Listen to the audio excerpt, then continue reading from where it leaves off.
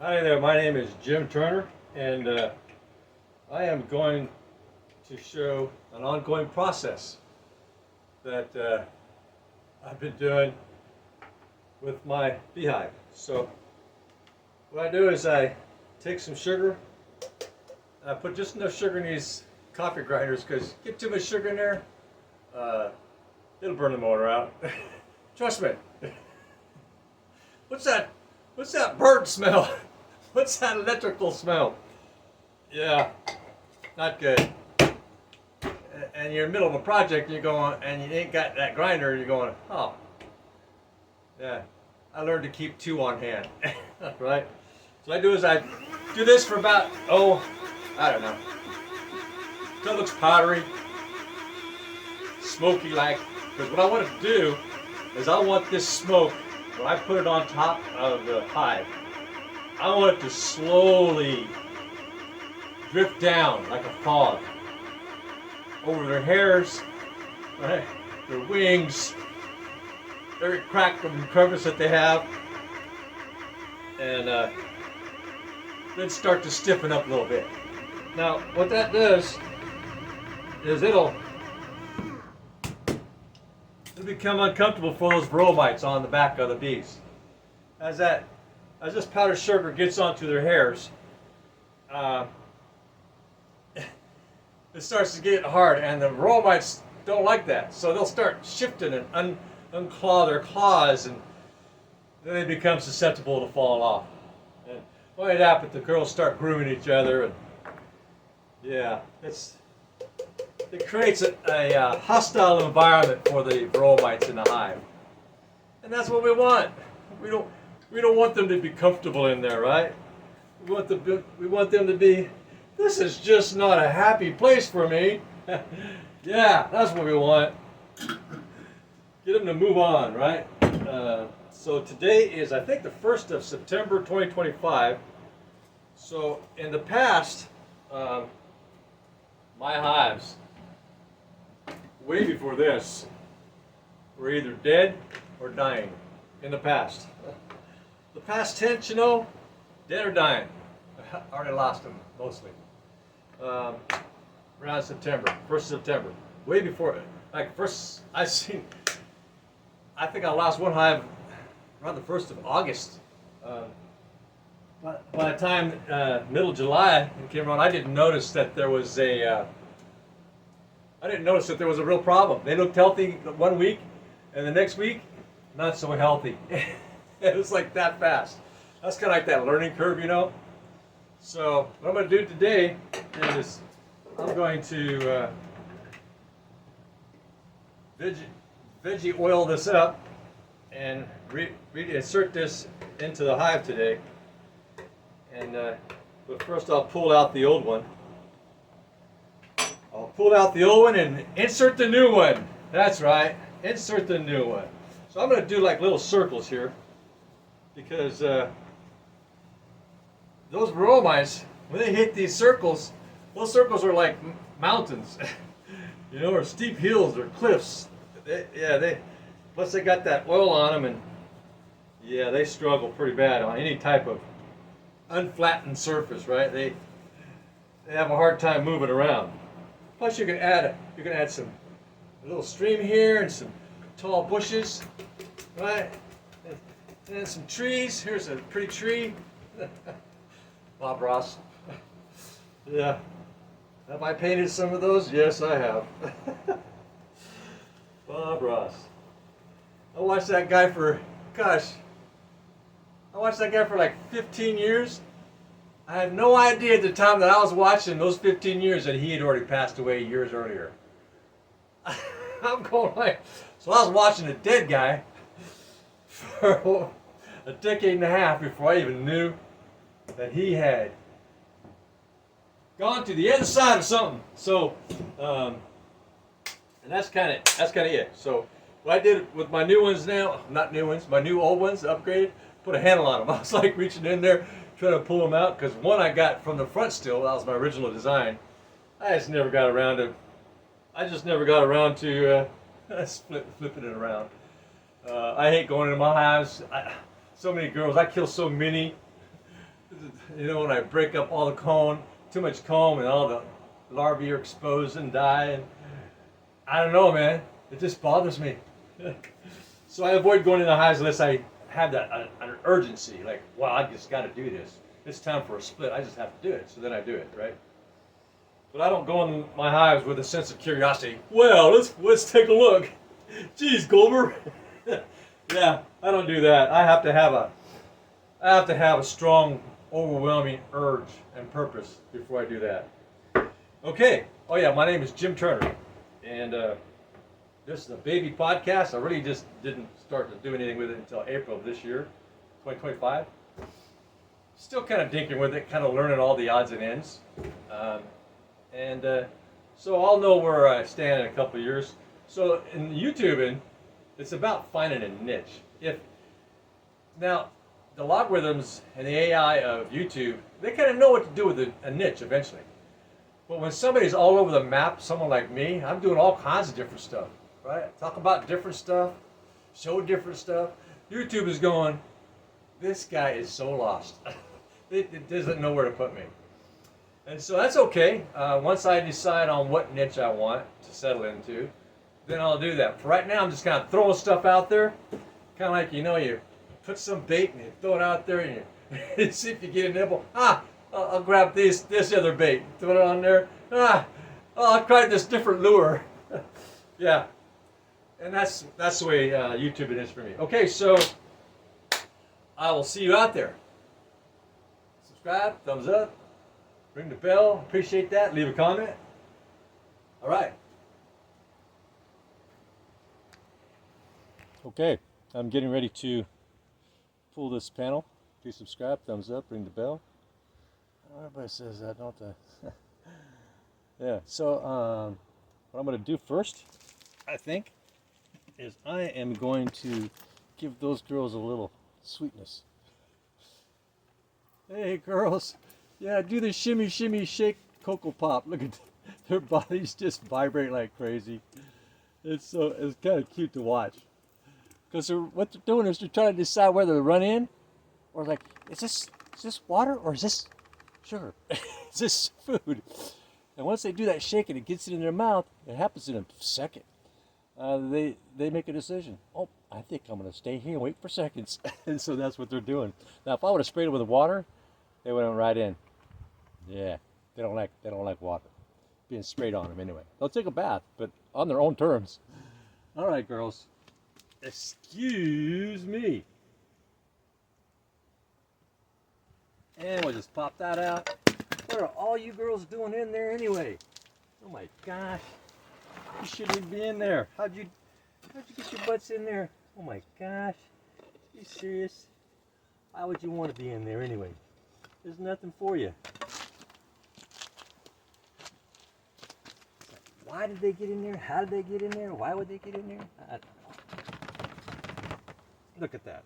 I'm going to have to definitely change this eventually. Look at those girls all over in this thing.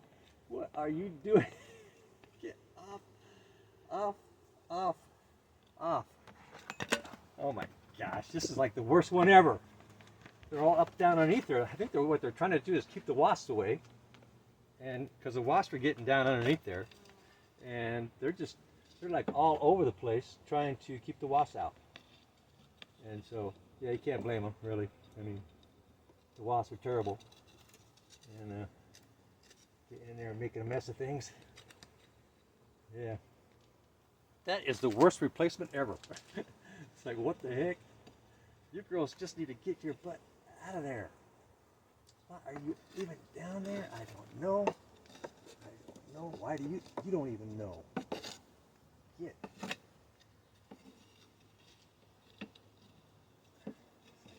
Shoot.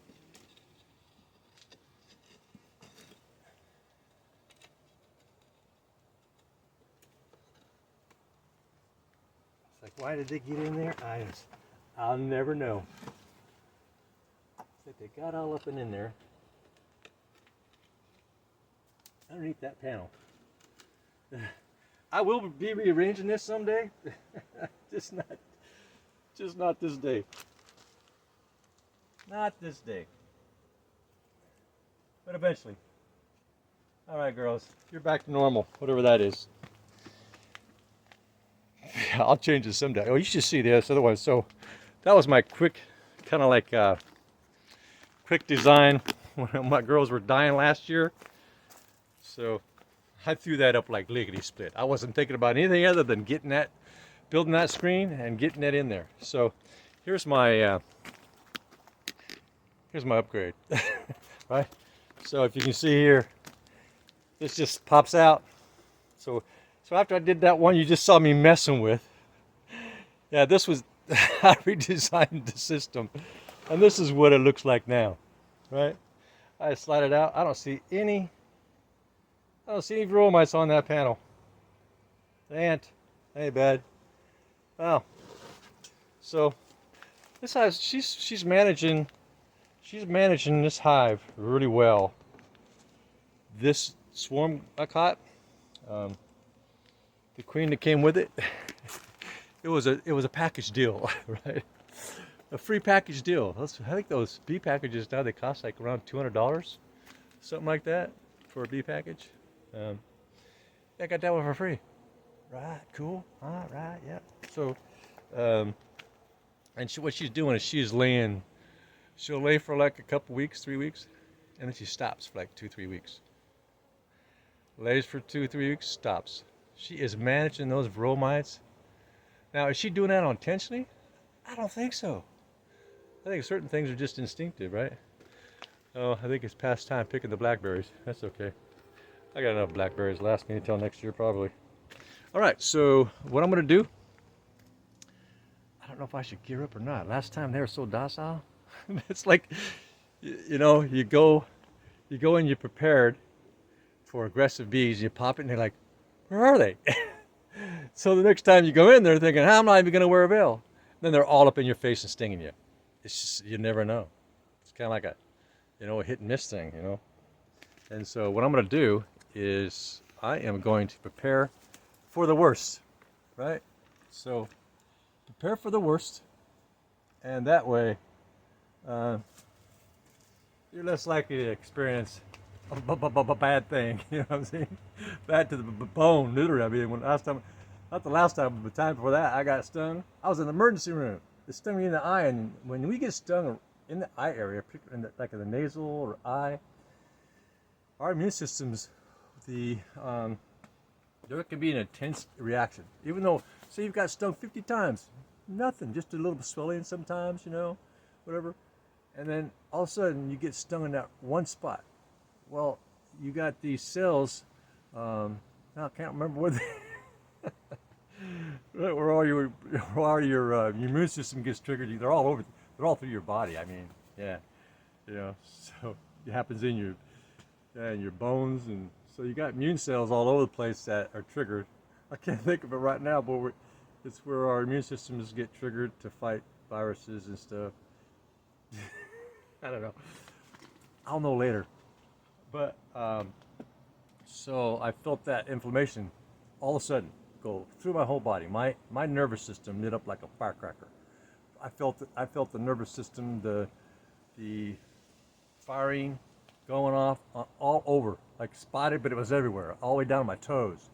It's like, I can't think of it where we make our white blood cells. We got lots of places we make white blood cells. Anyway, look it up. I don't have to. It'll just come to me, right? You know, something you're talking about, something. Heck, you had it there. It's gonna work out just fine. Then it's gone. I'm gonna have to re-level this thing. I think I had some ground settling. So what I'm gonna do is I am going to put on. I think I'll just put on my cheek veil and see how it goes. I may have to run out of here. I don't know. We'll see what happens. Okay, I think I'm ready. Giddy up, mow, mow. All right, so I don't think I want to put that by my legs. So it's hard to tell whether these girls are going to be upset with me like that or not. Oh, that's really active. Yeah, I don't know. What do you think, girls? How you doing today? You gonna be mean to me? You gonna be mean to me or what? Oh, they got that so propolized. Gosh. Oh, that's gonna spook them. That's gonna send them towards me. Hey girls, no stingy, stingy.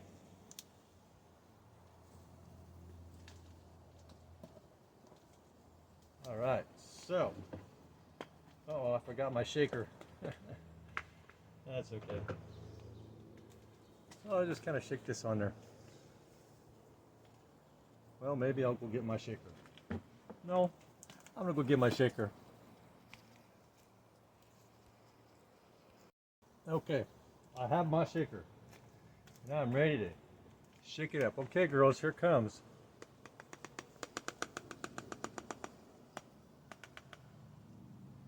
Here it comes, the heavy stuff. It ain't heavy.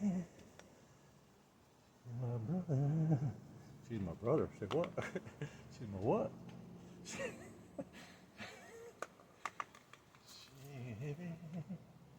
All right, looking good, looking. It looking marvelous. Okay.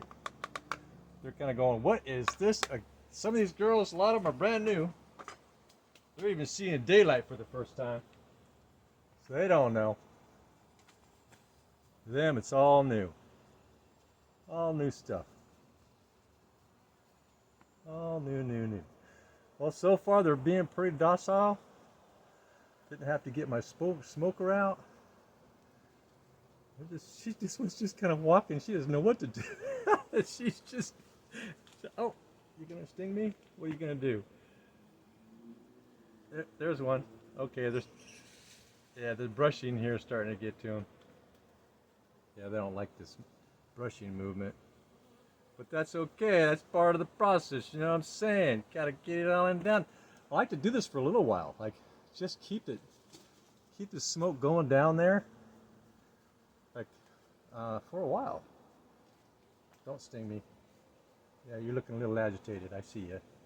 Yeah, I don't blame you. Like somebody comes in and takes my house apart, brushing things all over the place. That girl wanted to attack me there. So I just like to keep doing this for a little while. All right, get them all. Just keep the smoke going. All right, keep the smoke going as long as I can think that they'll tolerate it. This one's gonna sting me if I'm not cool here. She was going after my arms.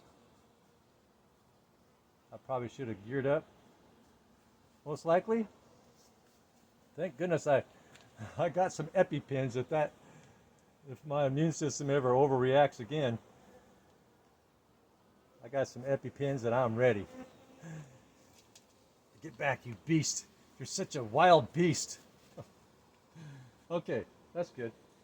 And then what I'm going to do is I'm going to take some sugar water and I am actually going to spray some sugar water on these girls here because the sugar water acts as the same thing as the powdered sugar. So by me getting these girls right here with some sugar water, that actually helps as well. Right? So I get the ones that I missed. Right? I missed them, but yet I got them. I missed them, but yet I got them. I got them, I did. So watch out, girls. You're going to get snapped. You're going to get crunched. There you go. All right. Oh, my gosh, that propolis is so heavy. Okay. That many girls. What is that? What the heck is that stuff? Oh, that's something else. Okay. All right, now I'm going to get you girls. You just kind of hanging out there? How about a little sweetness, huh? How about a little food, huh? How's that, huh? Is that good? Yeah? All right, look at that. Let's get you up there. Yeah, let's don't miss you up here now. We'll get you a little bit, some sugar going on here, right? Yeah, that's why you're up there anyway, exploring, right? You're up there exploring. You girls are explorers. What is up here? What is all this stuff? I don't know what this stuff is. I'm gonna inspect it. What kinds of dirt? It must have been when I set the edge down on the ground. It must have picked up a bunch of dirt or something. You girls all dead in there? You got yourself stuck in propolis? Are you serious? Oh my gosh, all you girls are dead. Oh, you got trapped. I see. You got trapped in there? I didn't know. All you girls girls got trapped? That's a lot of girls. They all got trapped. Wow. I'll have to pay attention to that in the future. That was a lot of girls that got trapped there. They got trapped on the other edge, on the outside, so in between. And they couldn't get in and they couldn't get out. Well, shoot. Well, now I know. I'm ready to tackle that in the future. All right, girls. You look okay. That looks good. So I'm gonna watch that in the future. That was like 20 girls that got trapped. So you got the rim here. So you look at the hive. You got the rim. The hive comes up, and then you got a little gap here. So when I've been putting this on, I wasn't even thinking about it. So whatever girls were trapped in this ring, they were trapped until they died. Yeah. Well, now I know to look for that. Well, shoot. All right. So it looks pretty good. Everything looks all right. And I am done here, right? So it was just that simple. All right, piece of cake, right? Easy peasy. Didn't get stung. It's always a good thing. It's always a good thing when you're doing your thing and then you don't get stung, right? So, and that is kind of it, right? Just like that. Easy peasy. Easy peasy. All right. I don't want you in the sun there. So, what I did is so before I started, those girls are all down that landing, on that board down there.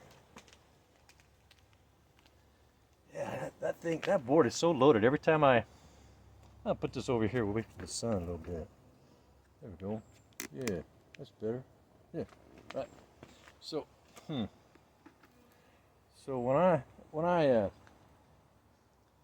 before I did all that, I went and went and did something.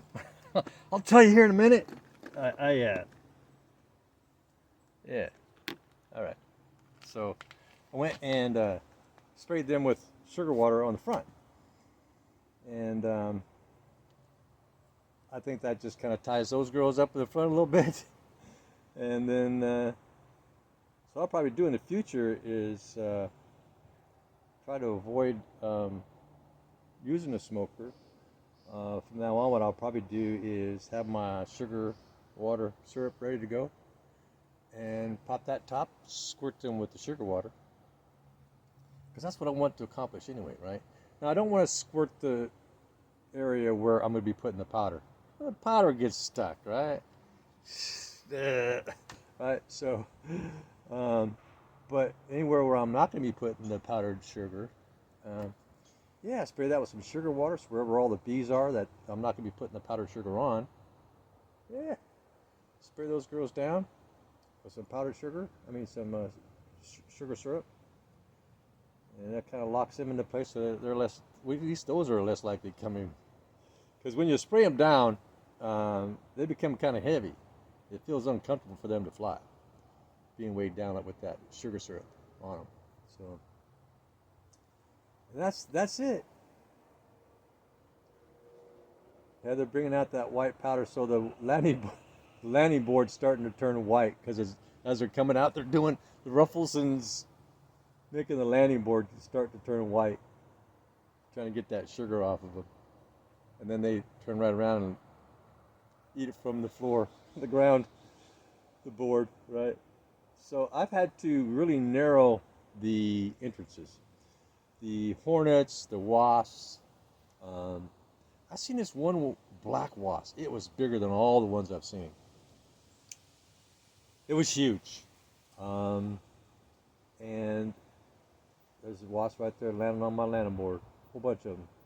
So it was huge, and it had like a white ring around the center of its body. Oh, what the heck? And it kept trying to get in.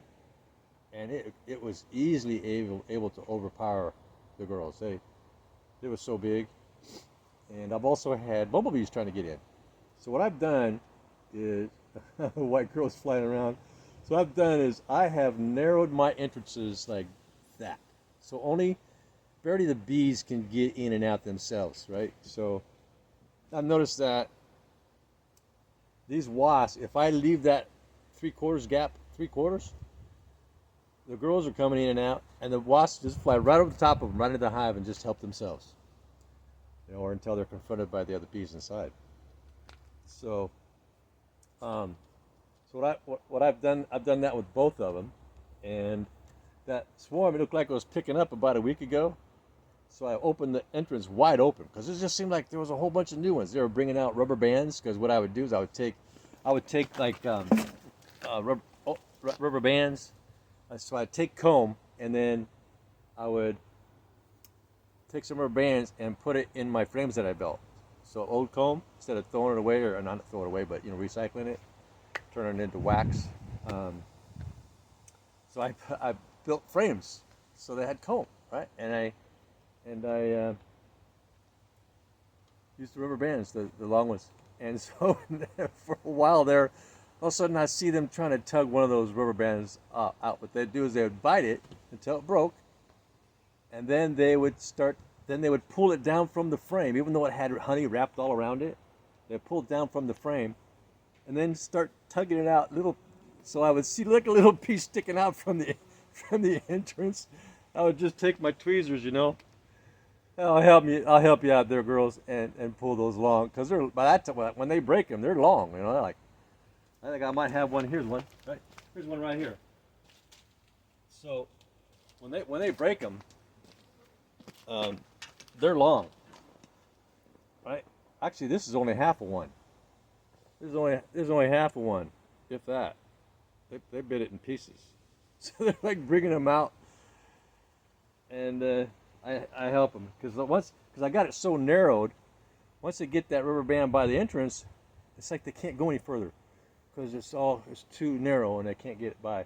So when I come out here and I see a piece sticking out, oh, yeah, they seem to actually like that, appreciate that. They seem happier. Oh, that's out of the way. It's kind of like that. That's the best way I can explain it.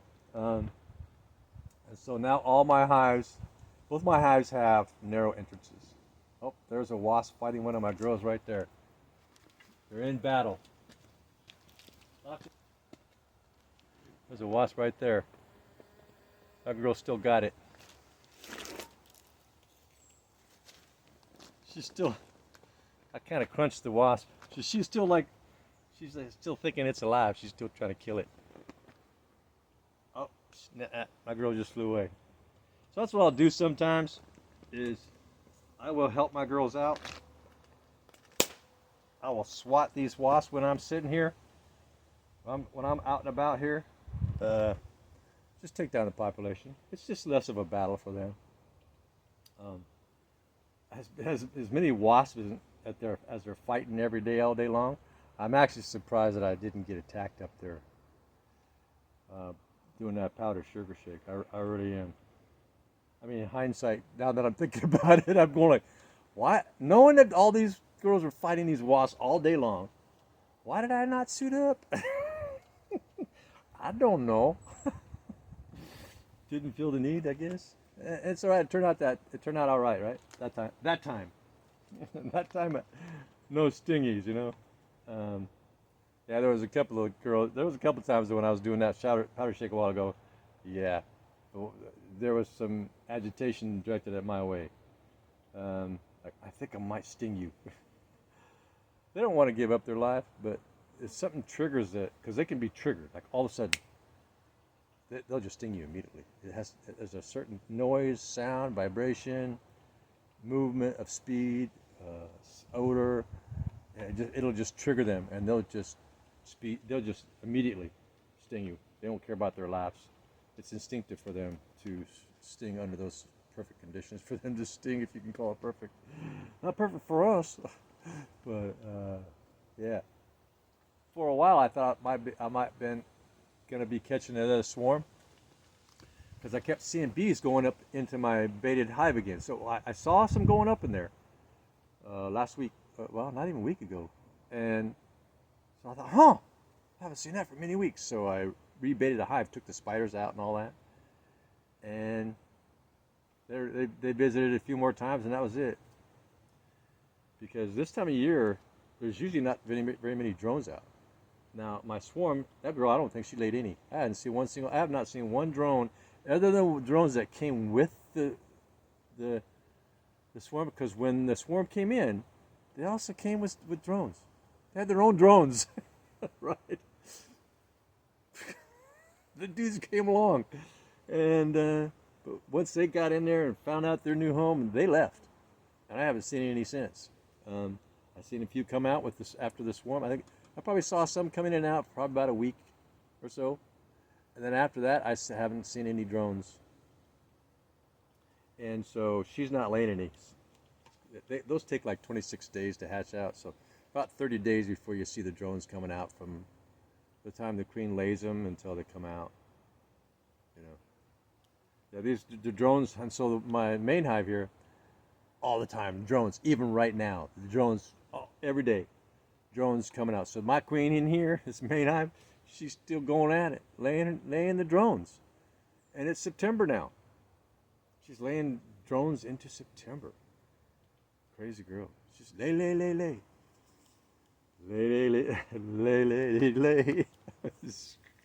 Right? And so, yeah, it's always a good thing when I do all this process stuff here, that I don't get stung. Probably, out of 10 times that I do that, whoa, some battles going on. So it looks like there's some bees from other hives that are wanting to get in. Marauders.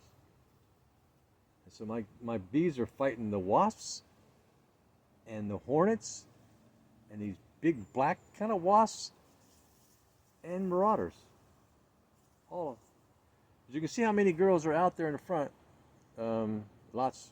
So there's plenty of girls to take care of whatever threat there is. And when one gets excited about defending the hives, she's got something in her mandibles. She starts sending off a pheromone that's, come on, help, girls. And then all of a sudden they ball whatever it is. Yep. They're doing a really good job. The last 2 years, this time of year, even in August, 1st of August, my hives were in such bad trouble. There was hardly any girls ever out in the front. They were just dying in the inside, coming out here dying and walking around. It was like the ground was moving. There were so many dead and dying. And yeah, it was crazy. But this year, no. Yeah, the ground's not moving, right? So, yeah. So what they do is they bring out the dead and dying. So these girls die about every 45 days. So on average, probably about 45 days is how long a bee will live. So you got probably about spring on until fall, and then the queen will lay the 200-day larvae, and those will typically, I call those spooning larvae, right? They're there just to keep things warm and keep the queen alive, fed. Yeah.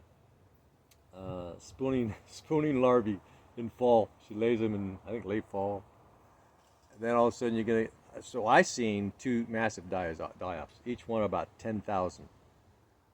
So that was about 20,000 bees that were lost in a day. So came out one day, nothing out here. Next day come out, about 10,000, right in front of the hive, moving, ground's moving, but a lot of them already dead. It's like a switch.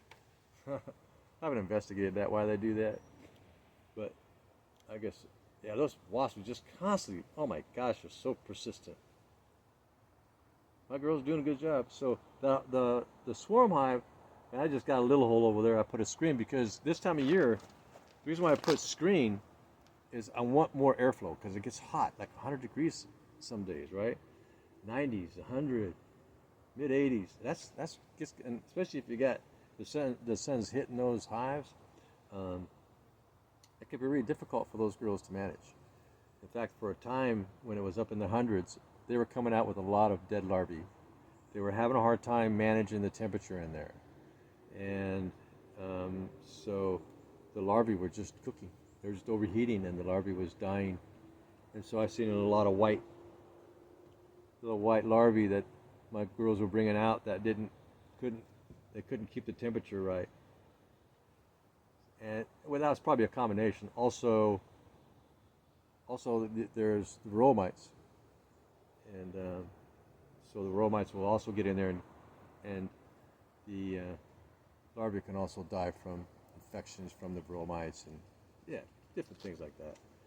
And also, you got just like in any life, when the cells are dividing, they don't always divide correctly, and the whole DNA structure just says, "Oh, this is so wrong. We're not going to turn it into a wolf. This is the wrong genetic sequence," and then the whole thing shuts down, and the process aborts, like an abortion kind of thing, self-abort. These things weren't working out right. Going to turn into some alien thing from a different universe. So, yeah, that's the thing about evolution. It could take such crazy turns. In fact, every human being that's born, there's on average 350 different genetic variations that occur. You can call them mistakes, you can call them errors, or you can just call it, that's how evolution works. So when we say a mistake in the evolutionary, it evolved into that, it's a mistake. Actually, it's not a mistake. That's how it works, right? Most quote unquote mistakes are not good. A four-headed thing, whatever, when it's, it's something that's only got two legs, all of a sudden it's got six. How are you going to walk? How are you going to, so survival of the fittest. So if the change, even if it's dramatic, is beneficial, that will be eventually a more predominant variant of that species, right? The bigger, the stronger, the better to provide. Right? It's just the way it works. And so, yeah, evolution doesn't make errors or mistakes. Nope, that's how it works. And whatever mistake is, quote unquote mistake, is superior, and it actually makes the survival of that variation of that species better, then it wasn't a mistake, right? It was right on. Perfect, quote unquote mistake. No, that's just how evolution works. Evolution is a mistake. That's just how it works. Some mistakes are bad, and some errors, whatever that is amazing. Yeah, there you go. This is kind of my day. Please subscribe, thumbs up, ring the bell, leave a comment, and I think I'm done here. I'm gonna go pick some grapes and process them, take some to the neighbor, probably, and that's it. All right. Girls are doing good. Didn't catch a swarm. I got 4 baited nukes out, and geez, I think it's really been a month and a half or more since I've seen any real activity. Like maybe, it was like about 20 to 50 bees buzzing around the entrance on that one, and then the other one too, and the other one too. And haven't seen that for a long time. Yeah. So, but it's really cool if we pay attention. So those who want to catch a beehive, so you don't have one, you don't want to pay for all that kind of thing. You can figure out how to throw something together. You can go online and check it out, and so bait it and weight it, right? So the trick there is to check your hive, check whatever you're going to use. It doesn't have to be a hive. There's many things you can use, even a cardboard box, but you have to bait it with something. And so, going crazy. So, and you just make sure there's no bugs and stuff in there. No bugs, no spiders and ants, and keep that stuff from getting in there. And as the bees come along and inspect that, because they're really curious, they'll inspect an empty box. If there's something that's in there, and you get it, so the best time is in the spring, like start this like in March. Thinking about March. You never know. Be ready for in March. I'd recommend being ready in mid-March on, at least, for catching a swarm. Mid-March on. So that's it. That's my day today. you subscribe, thumbs up, ring the bell, and I'll let you know how this whole process is going. So it's been over a year now since I started this powder shaking. So it's been over a year, a little over a year since I built the screen, the bottom screen board, so the mites can just drop right down instead of fall right back onto the bees. It's like, what a crazy cycle. And so it's been a while. And so, and this hive survived, whereas my other 4 did not, because I did not have that process. And I was trying to go organic. So I'm all about organic. If I can find a way to go organic in something, that's gonna be my number one. That's gonna be my first go-to. Right? No chemicals, no poisons, no pesticides, no nothing. No fertilizers. No, I make my own fertilizer. So this hive survived by me doing that method, and it looks really strong in September. And they look really good. I don't see thousands of girls over here. In fact, I don't see any. There's nothing over there on the ground. Past 2 previous years, there was nothing on the ground this time of year either, because the hives were pretty much already dead. But there was thousands every day. Yeah, it looks good. Yeah, I feel good about it. I feel good about so far both these hives making it through the winter. Looks good. Another thing I wanted to bring up before I go here. So sugar feeding. Now, here's the problem I think there is with sugar feeding. When we feed our bees sugar syrup, what that does is it dramatically increases the passing of food back and forth. And when there is a virus in the hive, particularly DWV, the more passing of the food back and forth to each other's mouths, the more explosive that virus will be in the hive. My 2 previous hives, I fed them from spring on, just to try to build up the comb, try to build up the hive itself, make it stronger. It worked. I had 4 hive boxes. I had so many bees, I had so much comb built up my first year of beekeeping in 2023. It was like, I don't know, 200 pounds of honey, but it was mostly from sugar syrup. So it worked in that sense. But I think it spread the disease so much that that's what actually ended up killing my hives, both years. So I avoid feeding them now. Now, if you're in an industry, you need a feed to reproduce more bees, you got to sell them, you sell packages, you're not worried about, you're going to be selling them so fast, yeah, you're probably not going to be as worried about that, right? The idea when you're going to sell packaged bees is to get them to produce as many bees as possible and make as many queens as possible. Just keep selling them, right? And so what I think I've got, when I purchased this queen, she was a producer. There's different kinds of queens for different kinds of purposes, just like there are different dogs for different kinds of purposes.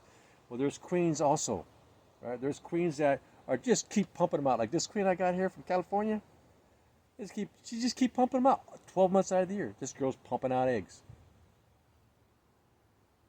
What? Right? Then it dawned on me yesterday. I went, oh, this is a producing queen. That's what they are, right? And my other queen that I got as a swarm, she's not a farm animal. She's not a producer. She's not like a milking a cow. It's just, she's a wild, more like a wild kind of bee, right? And they manage their hives differently, right? In nature, they keep the viruses down, right, by eliminating the amount of food that they bring in, and the amount of bees that she lays. It keeps the viruses down and the sicknesses, and actually overall the health. So in other words, the hive will grow slower, but healthier over time. Right? It'll become a healthier hive over time. Only the fittest of the fittest will survive over time in the hive, and those more fit ones will become more and more and more, and they'll be predominant in the hive, and your hive will be bigger. Right? Big hive. With a healthy hive, right? So that's kind of what I figured out. You just by thinking about it, critical, analytical reasoning, going, huh? Say what? And so my swarm is a small hive right now. I was thinking about feeding them. I'm going, wait a minute. And my main hive, I was thinking about feeding that. I'm going like, wait a minute. So I put all what I just said together, and I said, I ain't feeding them nothing. So come wintertime, I'll feed. Yeah, wintertime, I'll make sure, because the less food they have in wintertime, the bigger the die-offs will be. And I would kind of like to have them coming in winter at a certain size so that they can blow up pretty quick, because I really like to do some splits. Oh, there's a hornet right there. I'd really like to do some splits if I can next year. Depending on how well this goes with these, with 2 hives, getting them through the winter for the first time. And that's it. I already said that, didn't I? Take one last look, and that's all she said was just one. And that is my girls today. And that is my swarm from the previous day. See, I narrowed that entrance right there. That is their only entrance. So I got this screen here so that they get good airflow on hot days, so the air can circulate in the inside easier. Because they were all out here panting before I did that. I had it all blocked off because of the wasps and the hornets getting in there. So I put the screen there, and yeah, they're all they seem to like that better. Same thing over here. You can see how I narrowed it. So it's just enough for the girls to get underneath that, right? Get underneath there. See? Just barely squeeze underneath there, and the wasp can't fly right in there. You can see there's a big 3/4 there, and then I narrowed that down to what? Maybe an 1/8? About an 1/8, right? All right. Good day. Bye now.